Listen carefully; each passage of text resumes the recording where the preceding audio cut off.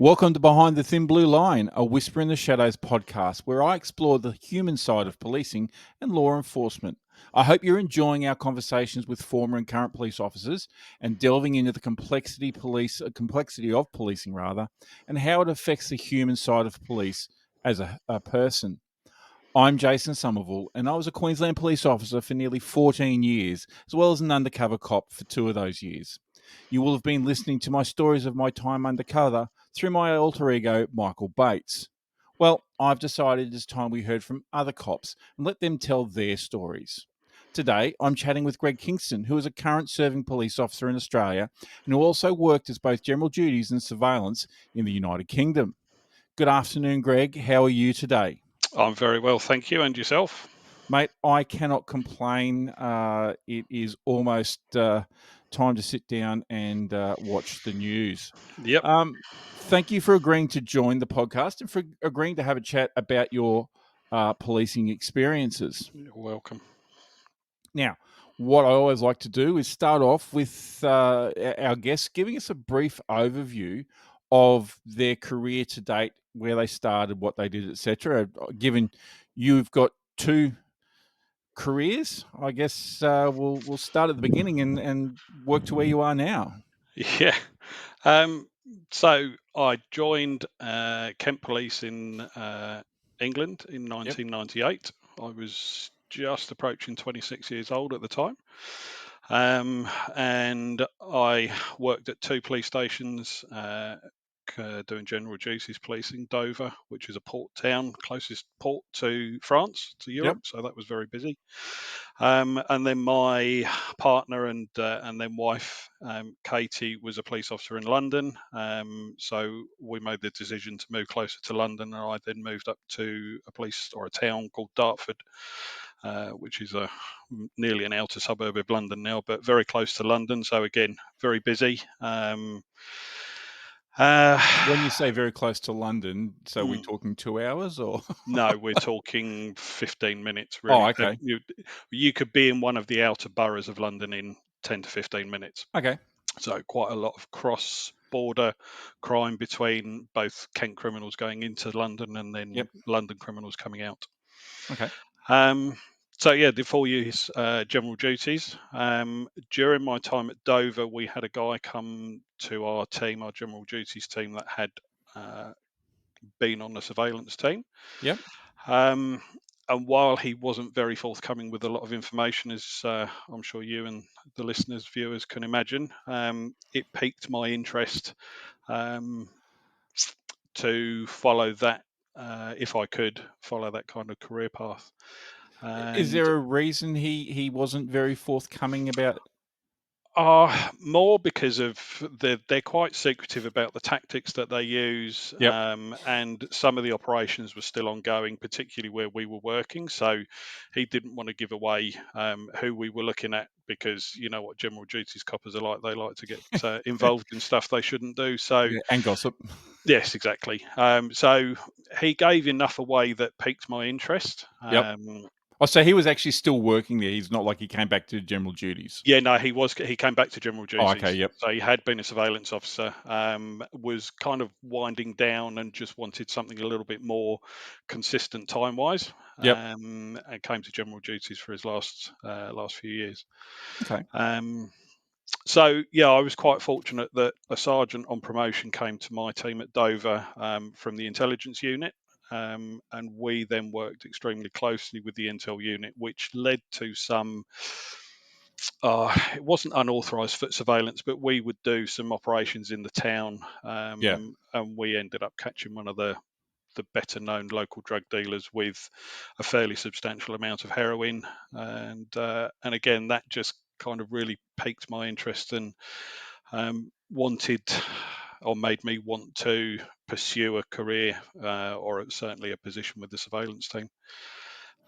So after 2 years at Dover, I then moved up to Dartford, and during my time at Dartford, I completed a UC course. Yep. No, it was a test purchase course rather than a UC. So you weren't a full UC, but you did some of the UC course. And I then deployed a number of times as a test purchaser against drug dealers and people with stolen property and stuff like that. What do And you mean by again, a test purchaser? Sorry. so you would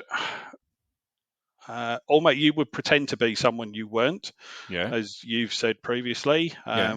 and you would contact people that we knew were selling drugs, and you'd eventually try and persuade them to meet you and sell you drugs.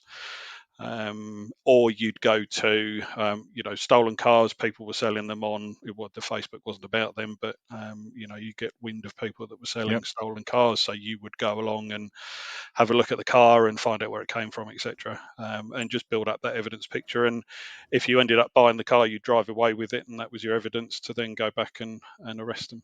So it was almost like buy busts in a general. Buy busts, yeah. Yeah. So Okay.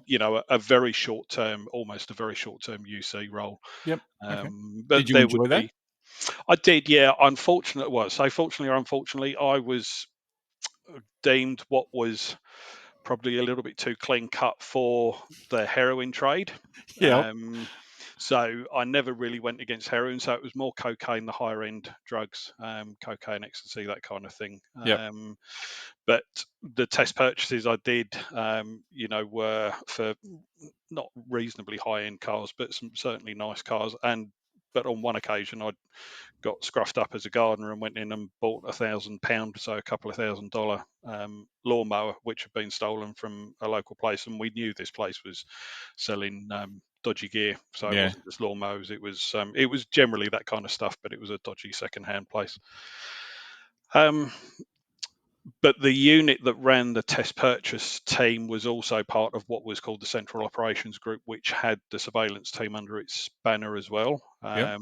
And again, I was aware that there were surveillance officers watching me when I was completing test purchases, Yep. and they would then take away the baddie when I went off with the vehicle or the drugs. They would then follow. So again, it was all kind of leading to just pursuing that surveillance role more. And then midway through 2002, an advert came out for the surveillance team, Yep. which I applied for, went through a fairly rigorous assessment process, which involved um, a number of tests over the weekend, both individually and as a team, to see how you would get on, Yep. including driving around at extremely high speed through the British countryside, the English countryside, to try and make you sick. Um, And but were you? I wasn't. No, I've actually got a reasonably strong stomach. But I have been in cars when I then became a surveillance officer, and we do those same assessments where we were successful in making some of the poor guys and girls stop the car and Oh. open the door. So yeah, then late 2002, I completed a national level 1 surveillance course, but it was Hmm. run in house by Kent officers who were level 1 trainers. Yep. And at the end of that, I was successful in obtaining a position on the surveillance team. So you did the hard yards. You basically built your career with that goal in mind. I did. I was never entirely sure I was going to get there, because it was always deemed as being a bit of a dead man's shoes spot, that Yep. once you were in, you almost get carried out in a box, Yep.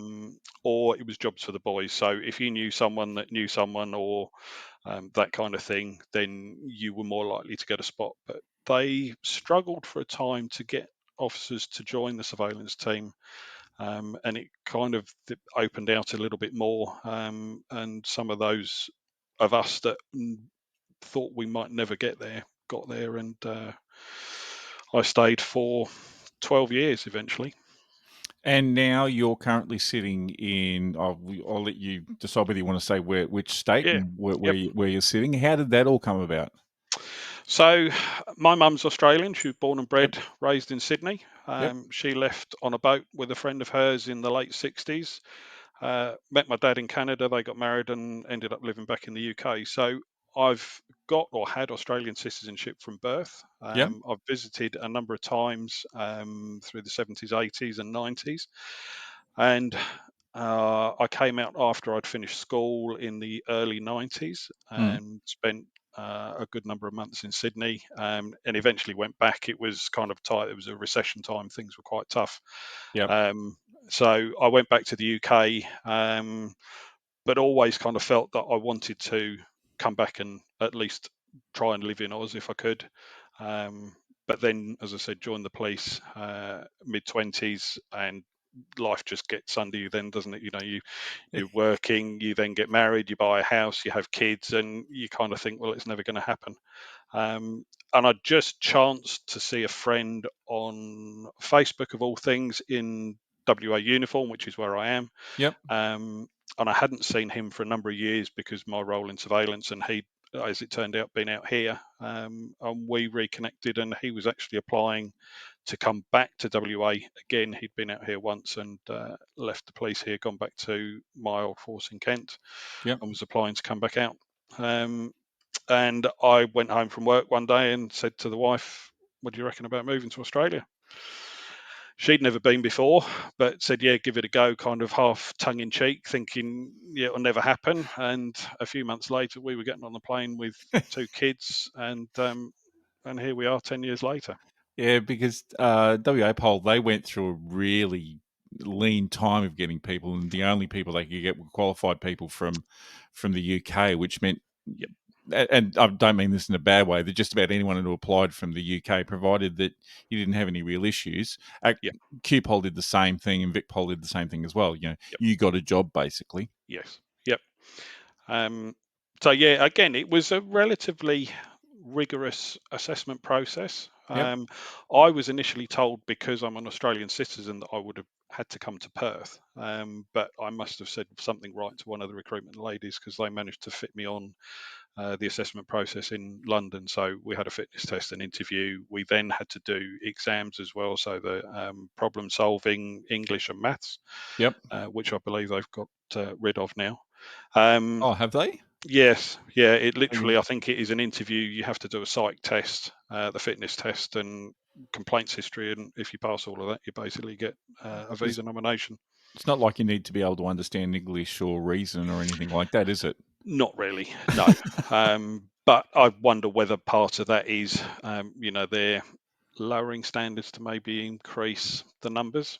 I'm not saying those that are coming out are um, thick as a plank of wood, but I was going to you say, know, yeah, being honest, the majority of forces slash services around the country are losing members at a high rate of yeah, knots, and yeah, we may get into that, we may not, but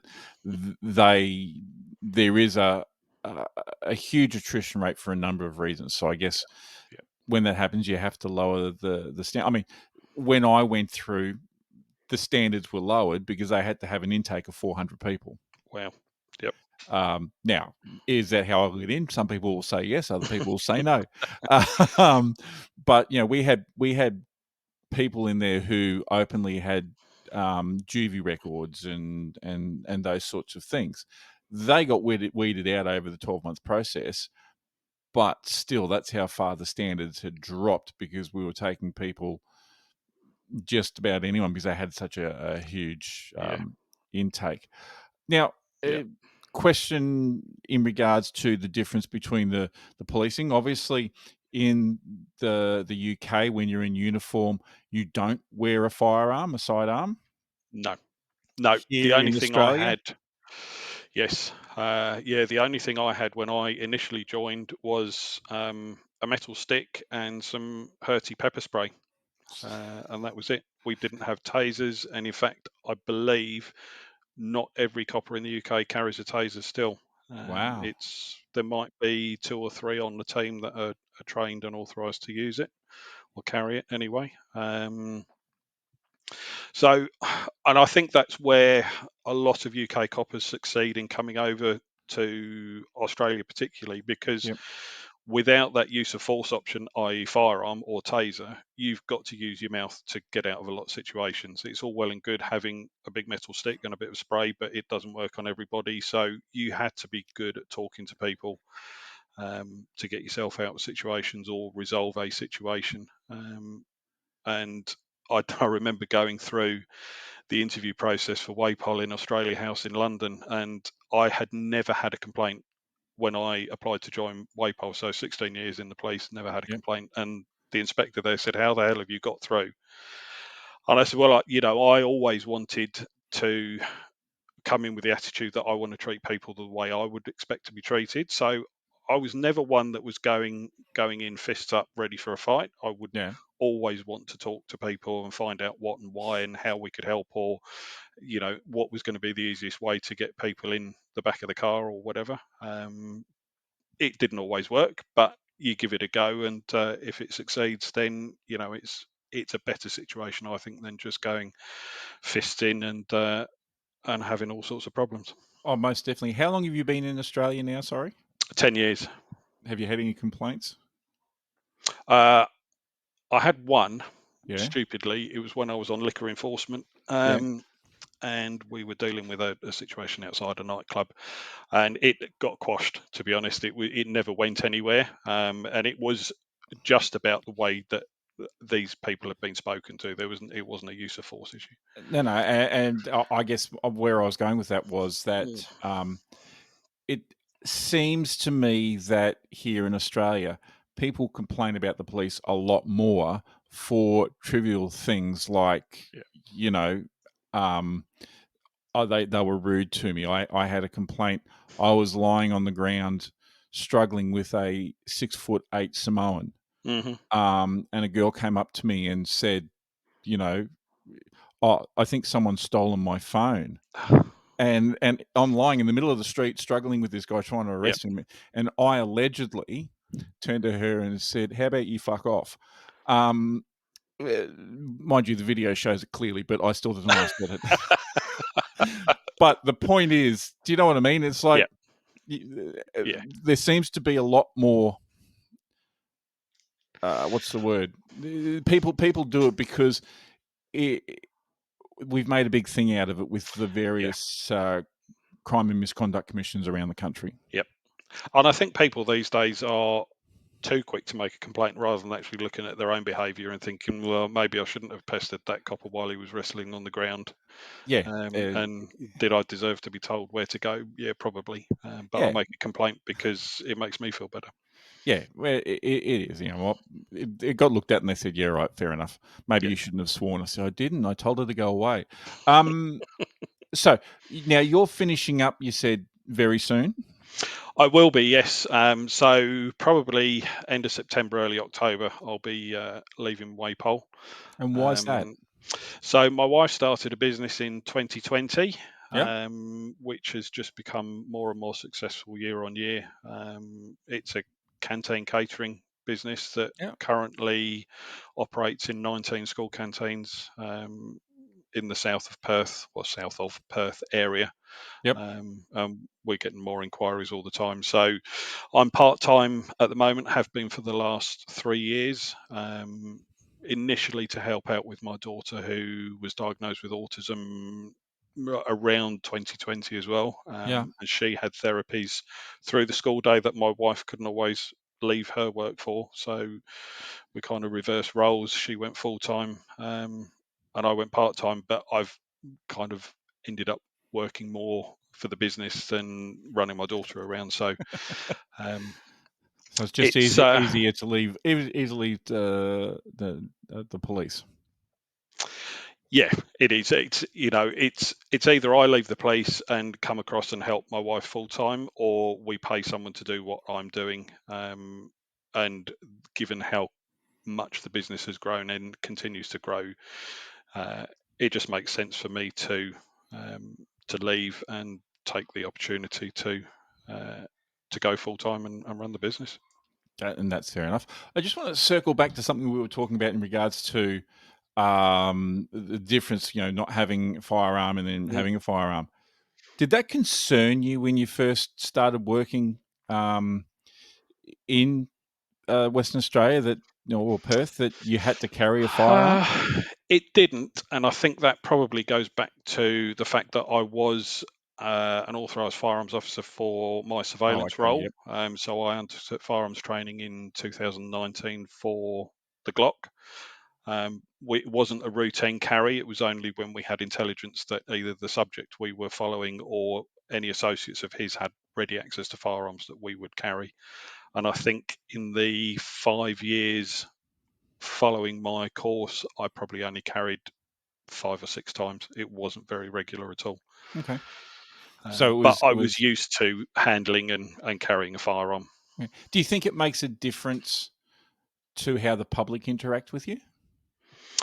It's certainly a point of talk of conversation, Yeah. but I also think that Australians are used to seeing coppers with firearms. So for everyday Australians, it's not a big issue. Yep. Um, I think for the UK cops or anyone from the Commonwealth countries that comes across that haven't carried firearms, I think it is certainly something that you have at the back of your mind, um, probably more than the local recruits. Um, but so it never bothered me, and all of the what they call the transitional officers that have come across, Yep. they've not had an issue with it. Um, it's just another tool of the job, really. It is. It's like your phone, it's like your baton. It's there if you need to use it. Touch wood, I've never had to draw it in anger, and hopefully that stays the case before I go. Hopefully, like I used to hate.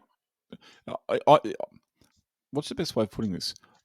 It used to scare me that I had to carry it, Yeah. but I was glad it was there because Yes. I have Yeah. had to pull it out and point it at someone. Yep. Um, and so at that stage, I was glad it was there. But it Yeah. used to scare me having to carry it because it was like, you don't want to have this thing here where you might actually have to use it on someone. It's a massive responsibility, and the Yeah. consequences if you have to draw it and fire it. We all know, of coppers, and it's well documented in the news, what happens to coppers that do shoot people these days. Yes. And I often think, I'm fairly convinced now that any copper that shoots someone, regardless of the circumstances, the outcome will always be politically motivated, because the executive in the police forces don't want to be the ones to say, we're not charging him because of this. We'll let the court do it. So they will charge the copper, put the copper through the ringer for a number of years before it gets resolved and either a finding of guilty or not guilty comes through. And I think, that's the way it's going at the moment. I agree, and that probably has a big bearing on why there are so many people leaving the Definitely. various police forces around the country. All right, Yeah. let's change tack a little bit. Mm. What did you want to be when you were growing up? I didn't have a clue, to be honest. Yeah. um, oh, I left school. So I went through my last couple of years at school. I did A levels in sports studies and business studies. Yep. Um, and my intention on leaving school was to take a year out, do the travel, which I did, came over to Australia, as I said, in the early That's like a 90s. gap year, yeah. Yeah. And I had all intentions of going back to the UK at some point, whether it was 6 months or a year later, and doing some kind of sports degree, whether that was in sports management, sports centre management, something like that. Yep. Um, Never, I mean, you see the emergency services. "Oh, I want to be a fireman. I want to be a policeman. I want to do this," when you're growing up, 7, 8, 9, 10, but Yep. kind of tongue in cheek. Um, but I didn't leave school wanting to be a police officer. Um, as I said, when I got back from Australia, it was in the middle of a recession, and the only job I could find was in real estate, of all things, which was suffering probably the most of anything um, at the time during that financial crisis. And I just kind of bumbled from different company to different company. Uh, and it got to the point where I was probably 24, I suppose, and I thought, I can't just keep doing this for the rest of my life. I wasn't enjoying the job particularly. Yep. It was very cutthroat. The pay was pretty crap for the hours that you were doing, and I'd had a few friends join the police from school, and I kept in touch with them, and we'd often catch up and would talk about, particularly one guy. I talked to him, and he was still very complimentary of the police at that time. The late 90s, I think we were still um, seen as people to be respected. Not, I don't think we are now, but I think that respect from the public has probably dwindled over the years. Um, Why do you think that is? uh, I think they look at coppers as um, having the power, and they don't like people having the power over them. I think the days of like the Facebook mentality, as you were saying earlier, people are too quick to make a complaint rather than stepping back and actually looking at the bigger picture and what has happened. Yep. Um, and yeah, I think it's all too easy to criticise and have not a hatred, but have maybe a disrespect of people trying to do the job. Um, Yep. although having said that, I do feel that the public in Australia, when I certainly came across in 2014, it shocked me to a degree. I was walking along a street when I was doing my driver training, Yeah. and people were saying hello to us, and it wasn't forced. It was, they were genuine. How you going, and that kind of thing. And it did take me by surprise because you wouldn't have got that in England at all, at all. And that's right. Um, And look, I think one of the big things that I've sort of over the years, and it's been what 20 years since I've been out. One of the big things is, um, I guess, a lack of police promoting what they do, police talking about themselves in a positive sense. yep, Anyone talking about police in a positive sense, it's always negative, negative, negative. yep, And I personally believe that has a lot to do with the slide in public confidence, the slide in public awareness of police, if that's the yeah, right way of putting it. yep, yep. Um, and the media as well are very quick Yeah, to jump on the negative. yeah, I can't believe the news stations here. I know WA is not a particularly busy state with things, but they're on everything quicker than you could shake a stick at. And yeah, generally, it's they want the kind of the big ticket items, which generally is going to be something serious that's happened, and it's going to be the headline grabbers. And it's yeah, not normally, oh, the policeman rescued the cat from the tree. It's going to be the police chased down this person, and this person crashed and they're injured. yeah. So Not that the there's person ran from the police, it's the exactly, yeah, yeah, yeah, or um, why the person ran. Yeah, yeah, look, and that's a much bigger thing. But I guess part of me doing this whole conversation interview series is to try and get out there to people to say, police are real people. They've got things that probably impact them more than hmm what other people have in their daily life, and yeah, maybe most of them went into the job with good intentions and yeah, came out of the job with yeah, good intentions. yeah. Um, all right, so we spoke about how you became a police officer, and we spoke about how you got into surveillance. What I might do is sort of move on to things about when people think of surveillance, they generally think of, you know, people sitting in vans or shadowy people hiding, watching what's going on, or tapping phones and sitting there with headphones on going, "Oh, I've got them." Yeah. What do you think some of the common myths about being in surveillance are? Oh, um,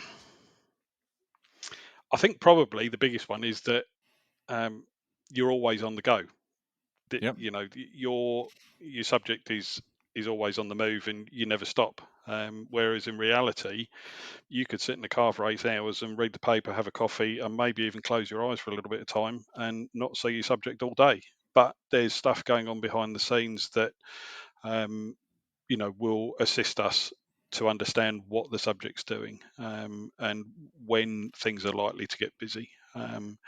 And you've got, as a surveillance officer, you've got to have that ability to switch on at the drop of a hat. Yep. You might have sat there for 8 hours and be expecting to be told, right, we're done for the day, let's all go home. And at 7 hours and 59 minutes, the subject comes out of the door and you're on the go for another 8, 10, 12 hours. And you don't know where you're going to end up at the end of the day. There's numerous times we used to have, I suppose they're called go bags, but you'd have a bag in the boot of the car which would have a change of clothes and fresh undies and toiletries and that kind of thing. Because numerous times we would start the day and we'd end up in another part of the country, and there's no way we were getting back to to home base before a reasonable time Yeah. had passed. Very much hurry up and wait.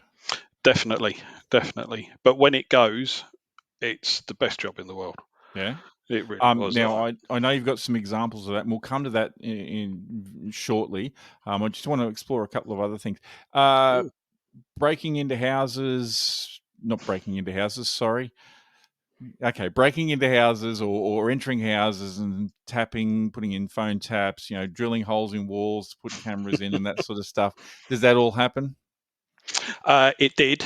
It does. Yeah. I wasn't involved in that. The closest I got to that was putting devices on vehicles to follow them without actually having a vehicle behind them, which everybody knows about. There's no secret. But we had a different team that was uh, exceptionally highly trained that would break into houses and not leave a trace. And they'd be doing things with phones and recording devices that the movies pretty well cover these days. So it's not a trade secret anymore. But yeah, it does happen. But there's a big circle of security around those guys that are doing that, because you Yeah. can't have them compromised at any point. Um, No, this so is very uh, true. yeah, as a surveillance officer, my role wasn't to do that element. It was to provide the security, that part of that ring around the outside of them. And I don't mean sitting outside the front door watching. I mean, we would either take the subject away, or we would provide a barrier between the the location, the Yep. vehicle, whatever, and the guys doing the bits. What was the most difficult part of doing surveillance, apart from the hurry up and waiting? Um, my wife always says to me, if we hadn't moved to Australia, we probably would have been divorced by now, because as a young family, and my wife was a police officer in London as well. Yep. Um, she couldn't rely on me for childcare at all, because Monday to Friday, and then we were on call every other weekend. I didn't know when I was going to start and when I was going to finish, so I couldn't be around. And I think that's the biggest thing, is the takeaway from the family. The days where we don't do long hours, it's great because you're home, but that's few and far between. Yeah. So it's a single man's game.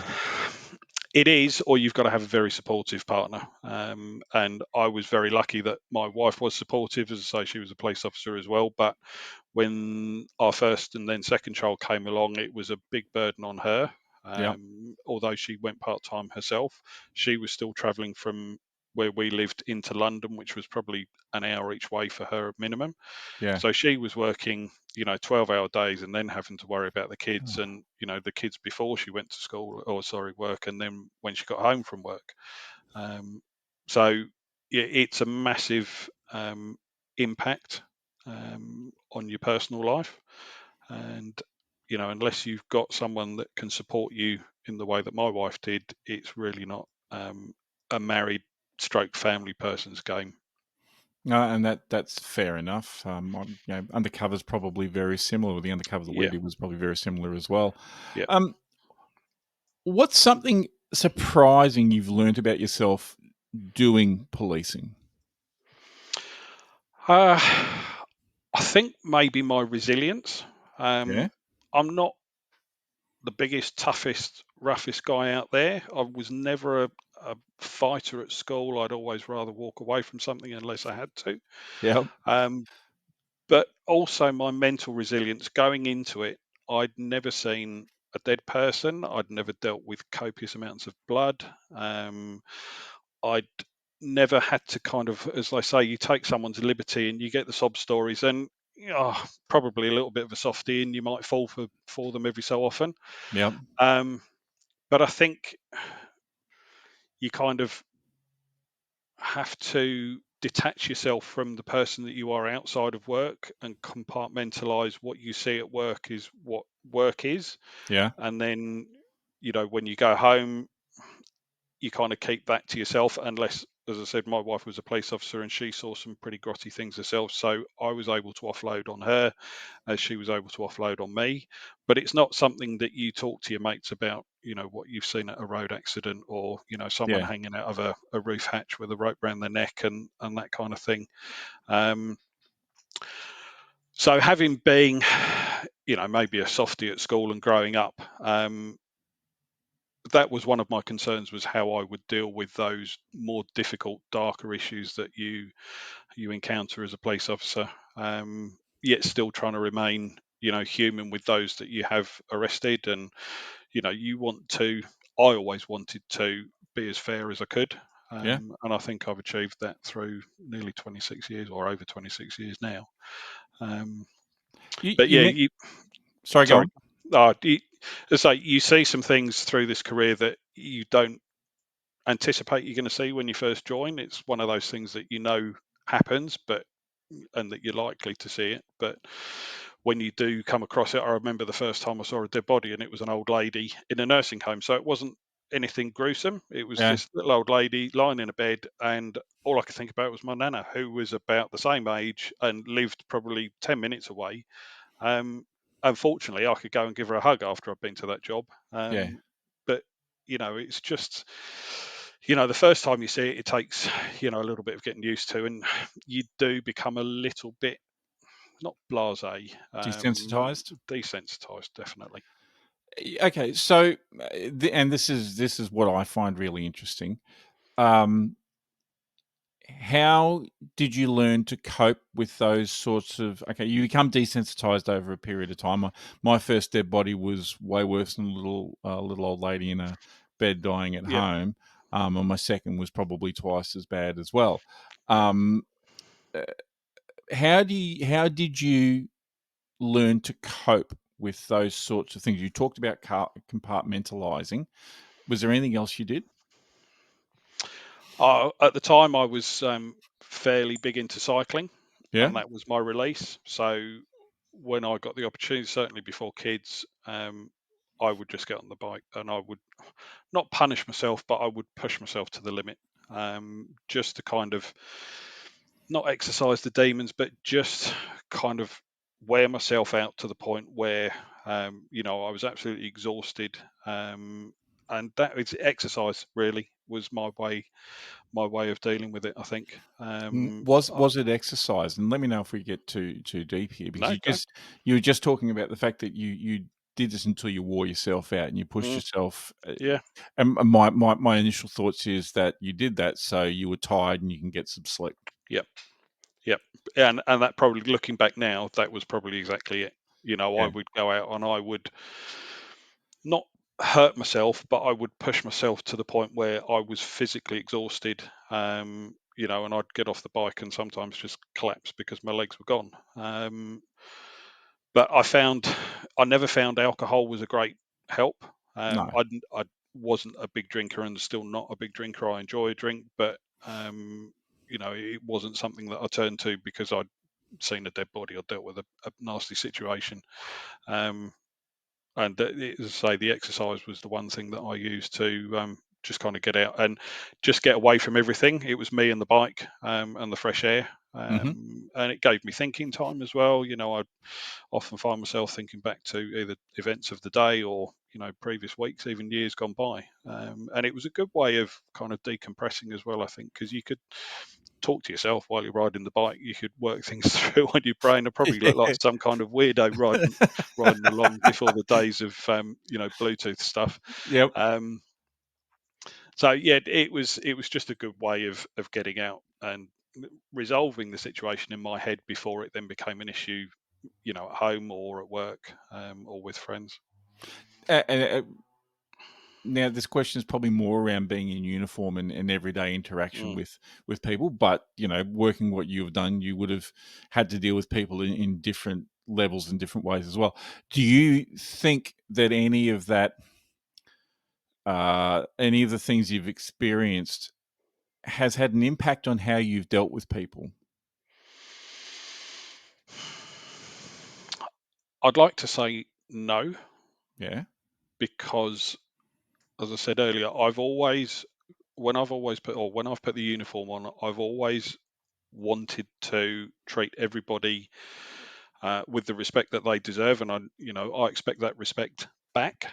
You don't always get it, but I haven't let situations that I've dealt with previously kind of cloud my judgment into how I treat somebody else.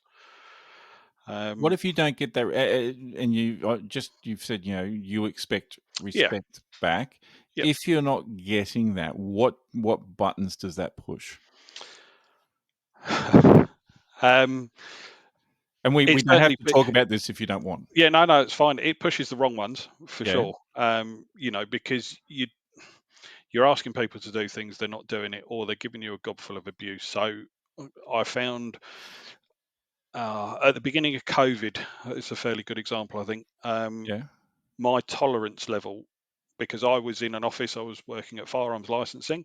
yeah, Beginning of COVID, we got turfed out of the office because they deemed it not to be an essential service at the time. Was put back in uniform, went to man what we called regional roadblocks. So people weren't allowed to move outside their region in WA, and if you yep, wanted to, you had to get basically a passport and authority to go. Uh, and it ended up that the OIC of the station I was at asked us if we'd mind doing some tasking, so the guys that were tasking could have a break and go to the roadblocks, because it was a fairly easy gig sitting on your backside for 10 hours checking everyone was coming through yeah, with the right authority. And we went to a domestic where the guy had gone wandering off with his kid in a pair of boxes, I believe it was. And she came out of the side door and just gave us a mouthful of abuse before we'd even said hello to her. And I yep, just lost it. And I just went back off her. And there was a few Fs and a few Jeffs thrown in there. yep. Um, and she looked at me, called me an old C, told me that I wasn't allowed in the house, which I was quite happy about. Um, my younger colleague was allowed in and managed to resolve the situation. But it was just my tolerance level for people's own issues that aren't police issues. Everybody has an argument, and I get domestic violence is a massive issue across Yeah. the world, really, not just Australia. We're not alone in that problem. Um, but it was, just it was a stupid argument, and she'd actually thrown a thong at him, which had gone through a front window, which she was then trying to claim he'd thrown at her, and all sorts of things. The Must have been a typical. big thong. Oh, it was one of those reef things, I think, so Oh, fairly yeah, yeah, fairly yeah. weighty. And I just my tolerance level had gone. So Um, back when you first started in the job, do you think you would have reacted in the same way? no, no, definitely not, because I knew as a young constable, even back in the UK, that if I'd acted that way, I would probably have been hauled up in front of the superintendent and given a good dressing down. Whereas 20 something years later, I didn't care if I was hauled up in front of the superintendent. I was just at the point where I couldn't be bothered. She'd come out and wasn't picking on me. She was talking to us both in the same way. Yeah, yeah. And I just But my there was a lack tolerance. of respect. Yeah, not even so much the respect. She just came out and started shouting and screaming and swearing at us, and we hadn't even found out what had gone on. She hadn't told us what had happened and what she wanted us to do. She was just going off her chops, Yep. and I wasn't prepared to stand there and listen to it. And that's fair enough. And I don't believe you should either. And, No. there might be people listening to this who go, yeah, but that's your job. No, that's not a police officer's job.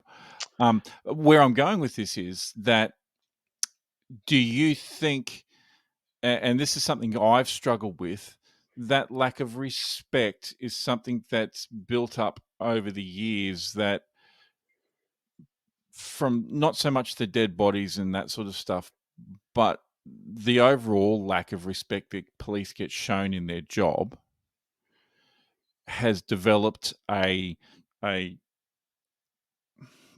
issue is not the right word, but a response to Yeah. that, where it's like, hey, no, I've had enough of being treated like a Yep. doormat. Yep. You're supposed to respect me because that's what my job is. Yeah, and I'm not sure that even they should be respecting us. They should respect the uniform, not the person, Y- because you get all sorts of people put the uniform on, and some of them are arseholes. I'm not yes, going to true. beat about the bush. Yeah, Some of them are arseholes, and they're the ones that give the ones that aren't a good name. Oh, sorry, a a bad bad name. name. Yeah, Um, so yeah, I definitely think that over the last 20 something 26 years, that the level of respect for the uniform has dwindled massively. Hmm. We'll go back to our earlier conversation, that I think social media has had a um, massive role in that, lack of respect, if you want to call it Yeah. that. The media are so quick to knock the police these days, and I think consequently the public then think, well, if the media are knocking the coppers, then why can't I? Yes. It just seems to be, and then you've got your own executive that, oh, they shit on you from a great height, don't they? Um, Do you think there's a I guess with the media and the public in general, because one of the things that we mentioned was that not so much respect for the person, but respect for the uniform and respect for the job and that sort of thing.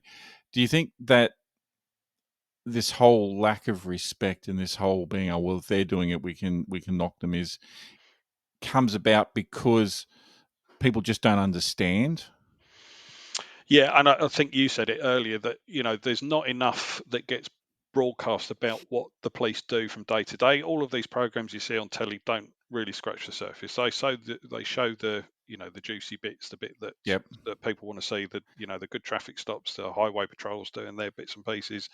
They don't show the mundane stuff where you're sitting in an office having to do paperwork, because if you don't, you're going to get hauled up in front of some magistrate because you haven't prepared your brief properly, or Yep. your senior sergeant's going to give you a roasting as well. Yes. Um, but that's boring. People don't want to see that. That's not something, but it is a massive part of the job.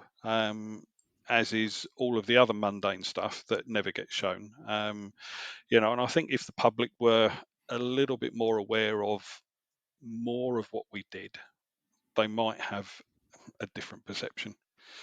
Yeah, no, and Um, that's very true. All right, let's change tack a little bit.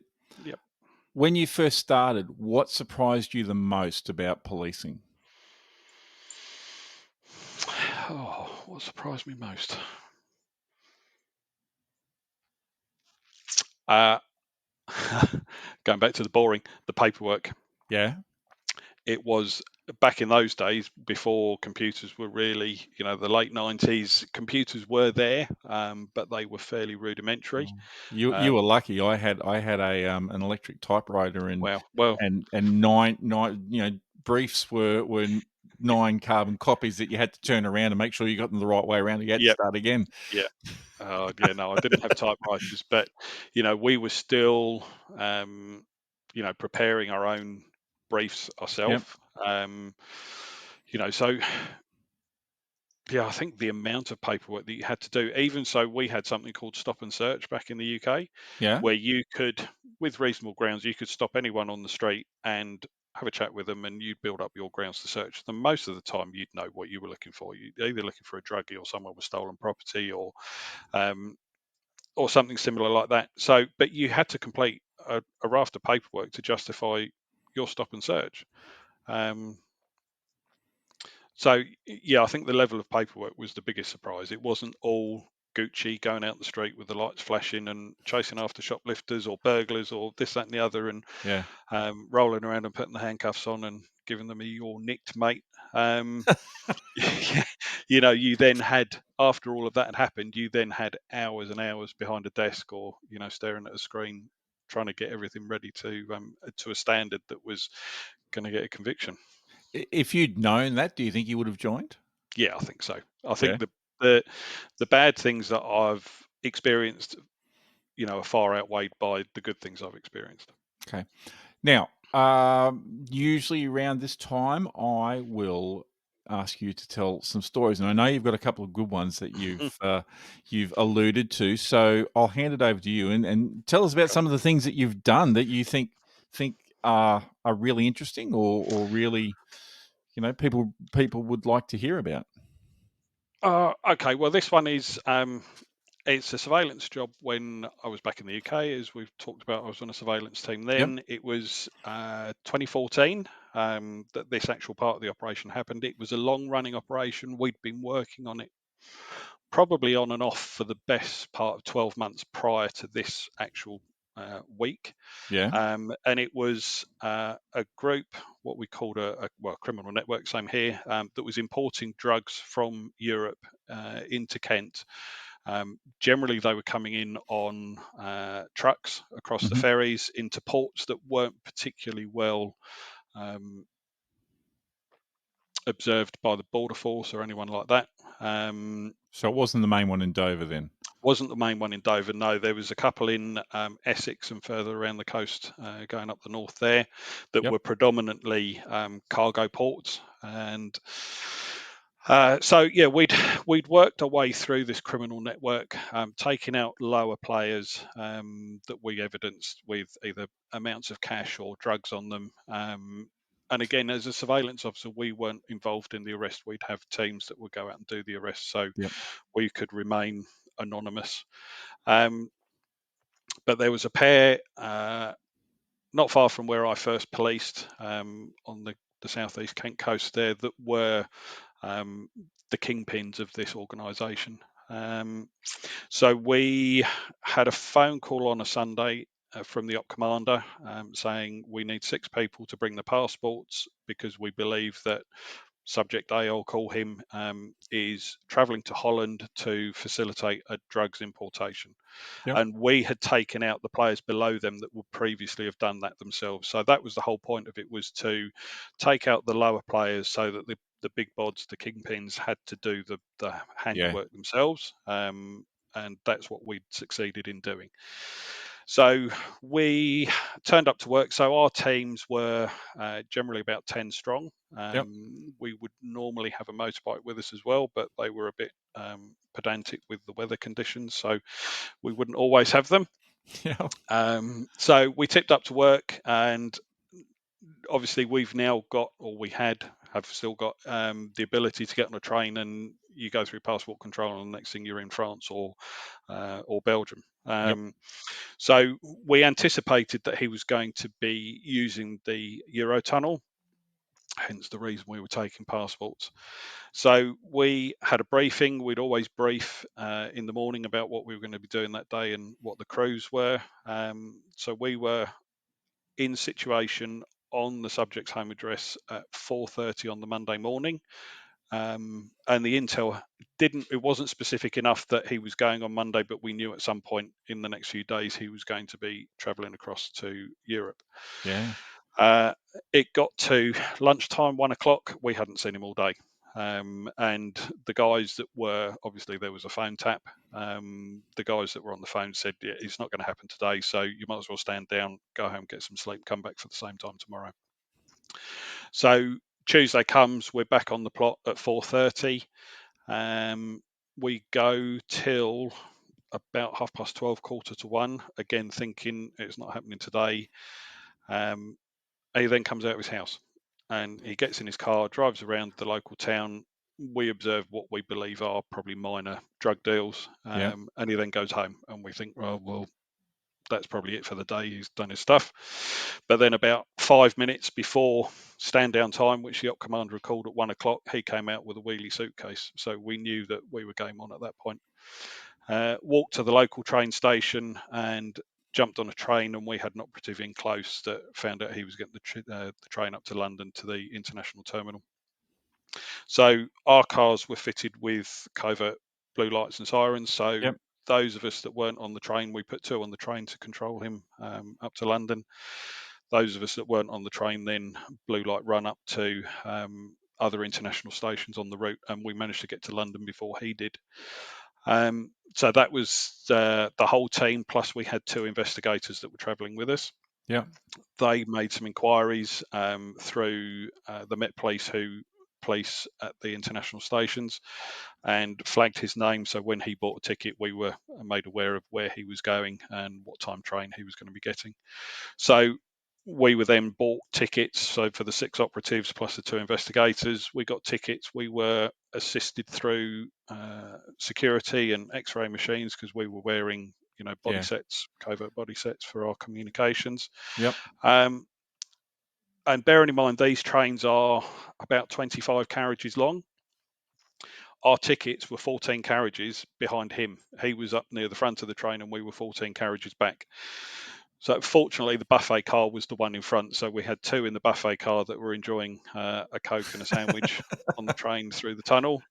But he goes to Brussels, and he's one of the first off the train. He literally almost runs along the platform, and followed by the two that were in the buffet car, and jumps in it wasn't a legit taxi. It was one of those, certainly in Europe, that Yep. you get dodgy taxis.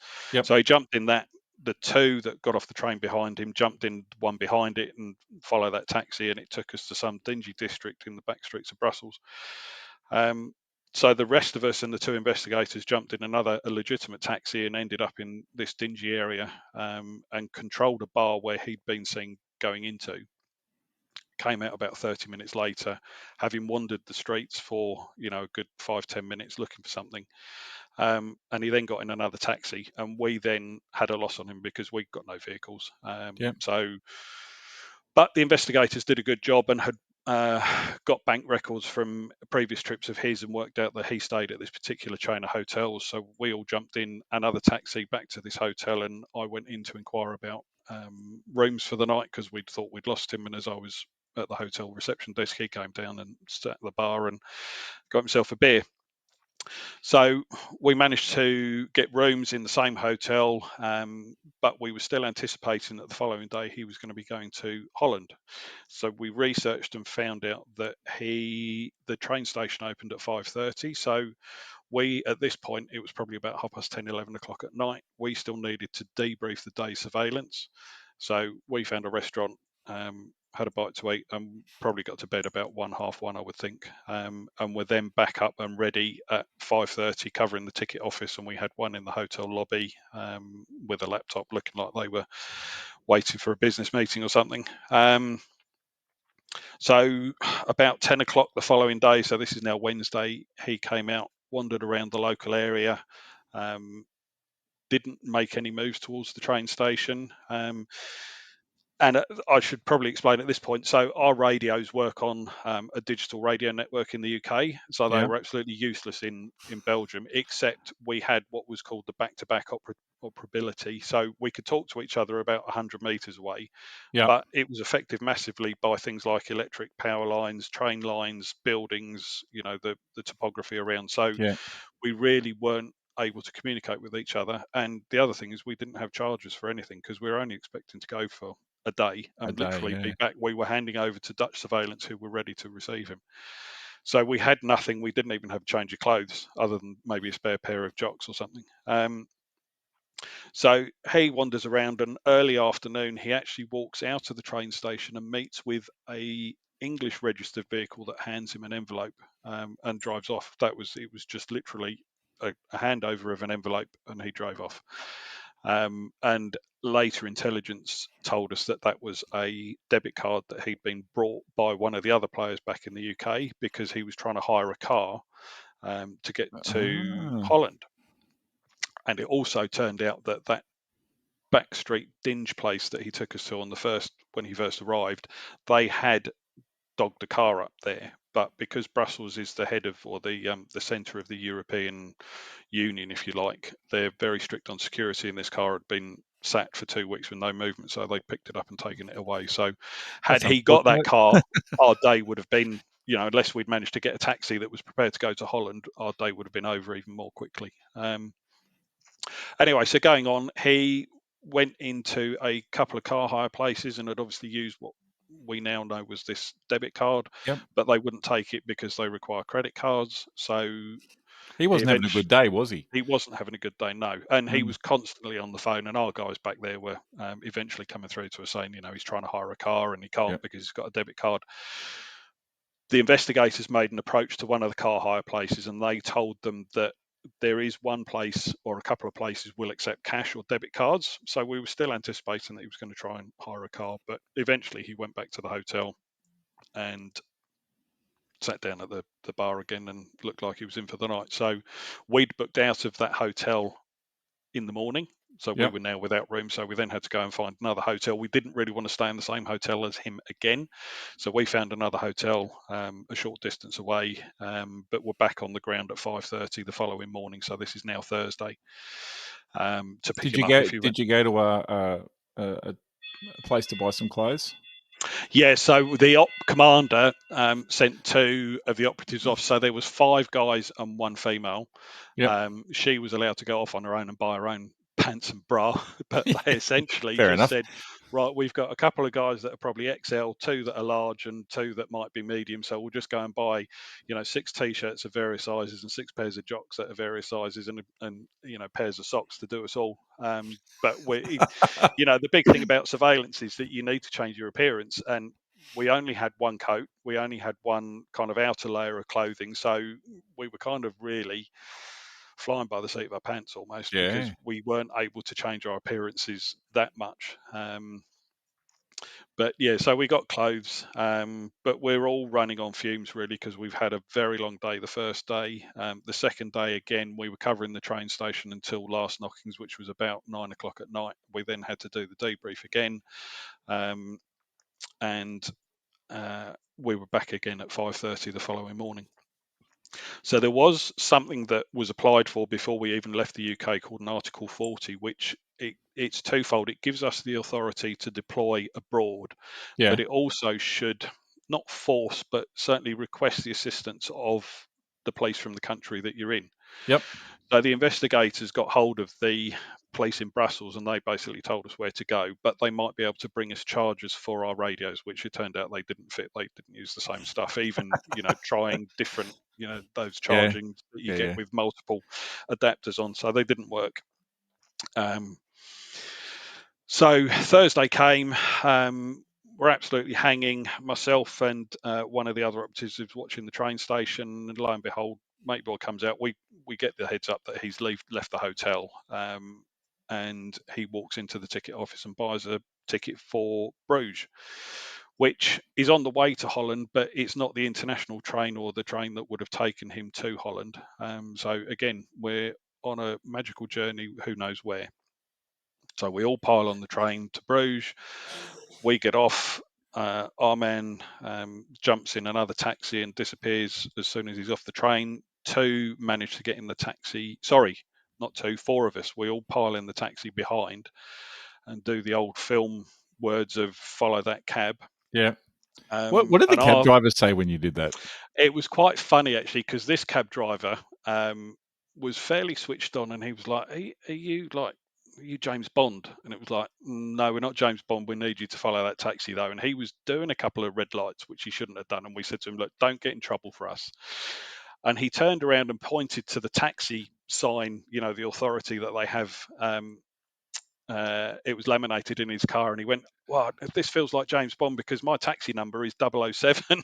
So that was quite an Oh. amusing little aspect of it. But because of traffic and traffic lights, we eventually lost our bloke. But the taxi driver actually got onto the base and spoke to them and said, "Where's this taxi gone?" And he led us to a hotel that bordered the motorway that would take you to Holland if you had a car. So we pulled up in the taxi to see our man walking up the hotel steps into this taxi. So this is obviously a prearranged point that Yeah. he's now Being told arranged to to go stay to, at. yeah. Yep. Um, on the way to Bruges, the investigators had got hold of some friendlies that they'd met on previous operations that were part of the drugs police in Bruges, and they actually came out. So we managed to get rid of the taxi driver. We then sat outside the hotel covertly, saw our man come out. He walked up and down the street a couple of times, and as he was walking back in, a Dutch registered car drove into the car park.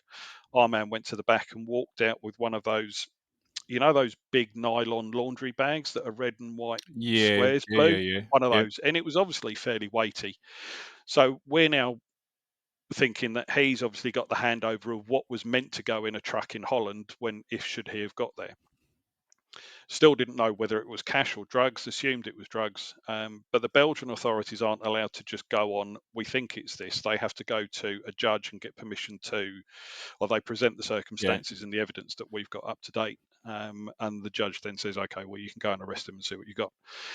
So the Dutch car left the hotel. We sent, in fact, myself and my colleague in the car with the Belgian copper went herring off up the motorway after it to at least get the registration plate, which we managed to do. We then passed on to the Dutch authorities. We then got back to the hotel as the Bruges police had been given the authority by the judge to go into the hotel and arrest our man and search his room. So the Belgian police were plain clothes and armed, but they weren't routinely they weren't what's the word I'm trying to look for? Conventionally armed. They're Yeah. guns in waistbands and things like that. It wasn't in a holster. Yeah. And so we had two officers in the bar with a recording device, which I won't go into too much details, but it was on the table recording everything that went on.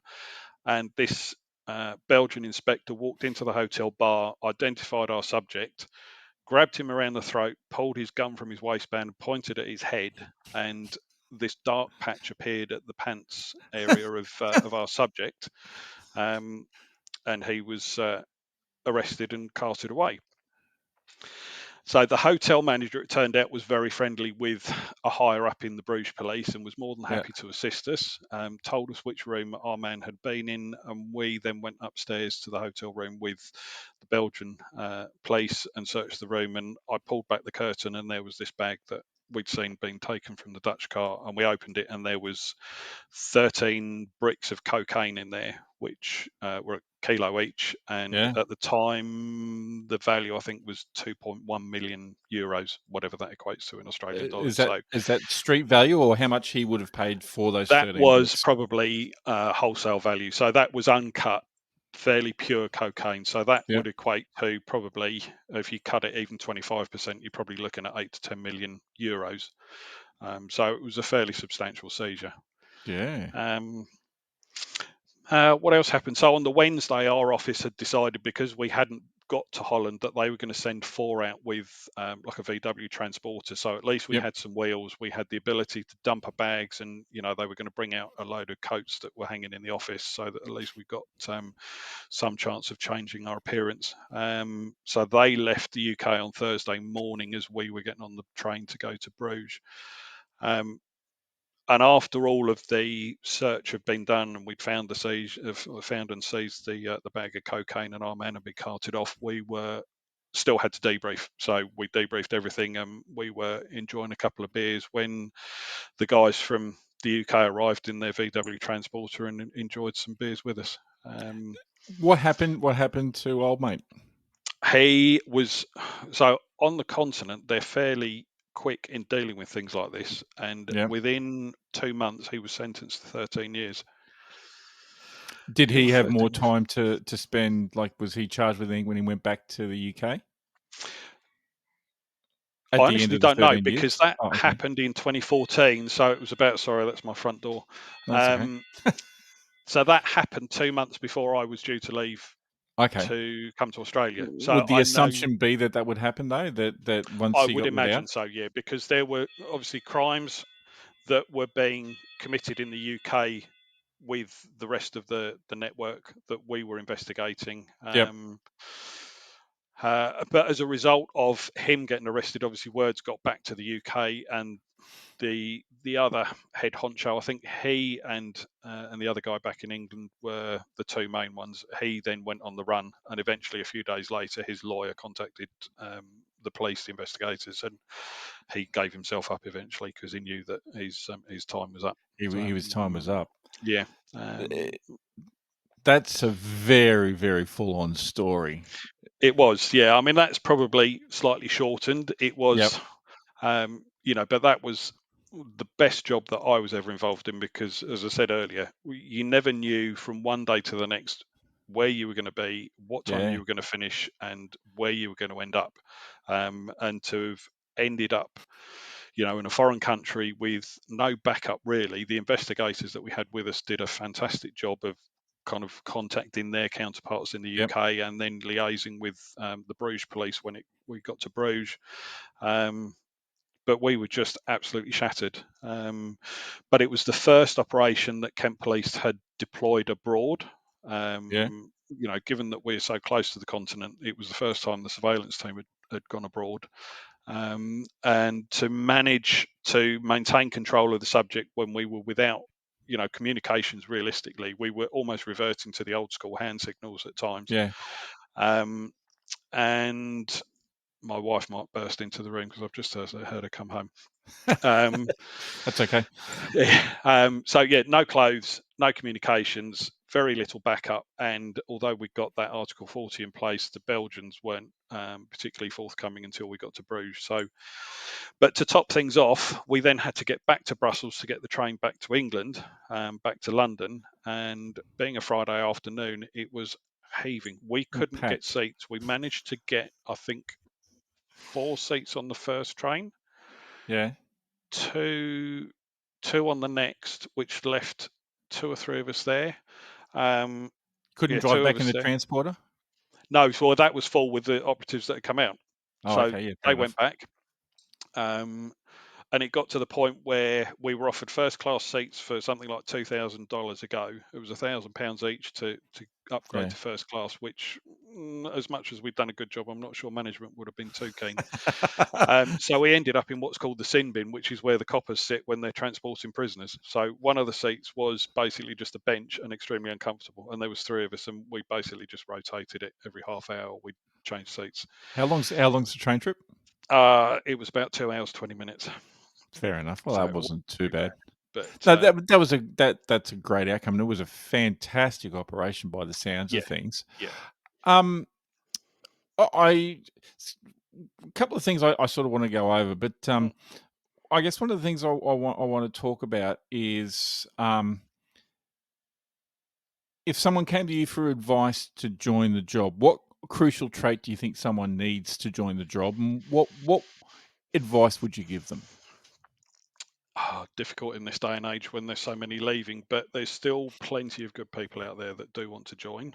Yeah, You've just got to be open to experience different things. I think being honest and trustworthy is one of the biggest traits you can have, because if you can't be honest with yourself, then and your colleagues, then you're not going to be honest with what you're preparing for court, and that's where a lot of things fall down. Um, and I think you need some life experience before you join the police. These kids that are joining at 18 who come from school and maybe had a summer job doing something somewhere, um, I don't think stands them in good stead. And I work at the police academy in Perth now, and I look at some of the kids that come through, and I don't fear for them, but I wonder how they're going to react when they go to the first domestic and some big brute of a bloke that's 50 odd years old turns around to them and says, "What the fuck are you telling me what to do when you're 18? You've never been married, you've never experienced a yeah. relationship." So you've got to be prepared for that aspect of it, but go out and get some life experience before you join. I It think might that. seem Yeah, it might seem Gucci, it might seem exciting, but the chances are it's not going to be exciting. You're going to be snowed under with case files and court paperwork and training courses on the computer that come out left, right, and centre. But go and have some life experience first. Go and enjoy yourself for a few years before you commit to potentially what could be a 30-plus year career. and part of that is learn to understand people, I think, as well. Yeah, definitely, definitely. And I think the big problem these days is that, um, especially in Wapol, I don't know what it is like around the rest of the country, but everything's done on the phones these days, which is great for the kids because they can use them better than I ever could. But the Yeah, trouble is, they're head down in the phone. They haven't got that 360, appreciation of what's going yep, around them. yep. They're not going to see someone that's Situational coming to awareness is what we exactly. call it. They're not going to see the smack that comes from the side of the head, Yeah, or because they are too busy head down in the phone. So again, it's great having technology that works for you, but you've still got to retain that situational appreciation, as you say. yeah. No, this is very true. I want to circle back to something that Mm, we were talking about. So we were talking about the whole respect thing and the impact of what you've seen and things like that. You're coming to an end of the end of your policing career. yeah. Do you have any concerns personally in regards to this transition to the next stage of your career and coping with that. Now, I probably know a little bit more because you've had some conversation with me about your wife Yep, transitioning out and all that yep, sort of stuff, yep. etc. But do you sort of go, oh, what happens if this doesn't work, or that sort of thing? Do you have any concerns that you may suffer from PTSD and that may be something that's you know could contribute in an organization, or I get you working with your wife, but you might not always, that doesn't understand it and doesn't sort of have that back.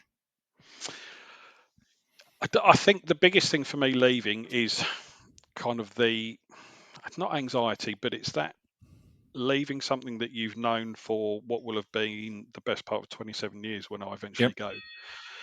Sorry about the doorbell. Is it So is yeah, it Boy Scout Cookie Week or something? Is it? I've no idea what it is, and the wife's should have been home anyway. But having done something for more than half of my life, and it's been the same thing, whether it's been Yeah. surveillance, general duties, training that I'm doing at the academy now, it's still been in the police family. Yep. And walking away from that, you know, apart from anything else, it's guaranteed paycheck every 2 weeks, unless I do something really stupid and mess up. Yep. Um, I'm going to be responsible for not just my family and my wife's business. We're jointly responsible for that, but we've got something like 50 employees now. Yeah. So we're responsible for those, and it's a big weight to carry. Especially in these days when, or touch with COVID seems to have, although it's rampant again, certainly over here, it's not had the same impact as it did. 4 years ago when Yeah. everyone was housebound for 7 days, schools were shutting. It seems to just be kind of the norm these days that people get on with it. Yep. Um, I do think I'm going to miss um, that Camaraderie. thrill of the chase. Okay. Yeah, Yeah. Thrill the chase. the camaraderie, Yep. the enjoyment you get, but I won't miss, the paperwork. I've gone on about that already. Although what I'm going to be doing more is probably more paperwork, but Yeah. it's the motivation for us is to make our business succeed. Um, and we give employment to 50 local women. Yep. They're all women that work in the canteen Yeah. at the Yeah.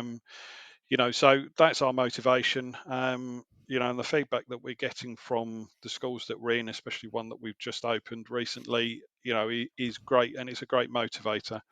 um, I'm not going to miss seeing the more gruesome side of things and Yeah. dealing with the idiots and the arseholes that you do in policing. Touchwood, we don't seem to have too many in the canteen operations. Well, that's good. Um, as far as PTSD, I think I've spoken to you briefly about what happened with my wife, and I know Yep. she has said she's happy to speak with you at some Okay. point in the future. That'd be great. But having gone through PTSD with her, what she suffers, and I know PTSD varies from person to person. Yeah. I, even given what I've seen, I do have flashbacks to things, but it doesn't affect me for more than maybe half an hour. Yep. There's one that will stick with me to the end of my days, and that was a 6-year-old baby that I had to do mouth to mouth on. Yep. Um, and that does, if I think about it for too long, it does affect me. So yes, Yep. I have got PTSD, and I've kept the card that the mum wrote to us after the incident. Yeah. And again, that's something that I will keep um, Forever. forever. Yeah, Mm. I won't ever be able to let that go. And it was over here in WA, fairly early on in my service over here. And that was one of those where you go home and you just give certainly your kids a big hug. Yep. And that's when Kate, with her experience of PTSD, just kind of, when the kids had gone to bed, sat me down and we talked through it. And she went, I'm always here as I had been for her when she Yep. went through her PTSD. But yeah, what Kate went through is something else, and I'll let you talk to her about that. But Yeah. having gone through that process with her, I think it's helped me deal with issues that I've encountered. Um, and I, other than a few flashbacks, and certainly that situation with the 6-year-old, I don't really dwell on things too much. Yep. So I count myself lucky that it hasn't affected me much more than that. And yeah, no, there's very like I guess one of the things you've touched on there, and this is something that I ask everyone in regards to, if you're feeling, if people are listening to this and they go, you know what, I can relate to that, I'm feeling that way, or I've Mm, got these things. What's the one bit of advice that you would give someone in that situation? And I think you've spoken a lot about when you were talking about yeah, with your wife there, but yeah, yeah. Don't bottle it up. yeah, Just don't bottle it up, because I think if you do, then it just becomes a bigger and bigger issue in your own head, to the point where it can start to cause issues. yep, And talk to somebody, whether that's a professional therapist, a colleague at work that you trust and you get on with, and that was either, at the job with you, or knows what you're going through, or you feel comfortable talking to, or go and see your GP and tell them how you're feeling, because we know how big a problem mental health issues are yeah, these days, particularly for emergency services. Not just the police. There's other emergency services out there that deal with as gruesome situations as we do, that affect them. yep, But yeah, the mental health side of things, and it's not just in the emergency services. It's right across society. yes. The push for people to talk to people, I think, is right, that it is getting the attention that it is. No, and that's very, good advice. All right, look, what we might do is wrap it up there. I really appreciate you opening up and No having a problem. conversation with us about your time in the police and obviously some of these other things. What I will do before we wrap up is I will leave the last comment to you. Oh, no pressure. Look, I just think you've got to enjoy your life, Yep. however that comes. And if you do find yourself struggling, please talk to somebody. Very, very good advice. All right, Greg, thank you for joining us. To everyone else, thank Absolute you for pleasure. listening to Behind the Thin Blue Line. If you're a current or former police officer and you would like to tell your story or talk about what you do, then please email me at whisperinthe shadows podcast@gmail.com. Thank you for your time, and we will catch you next time.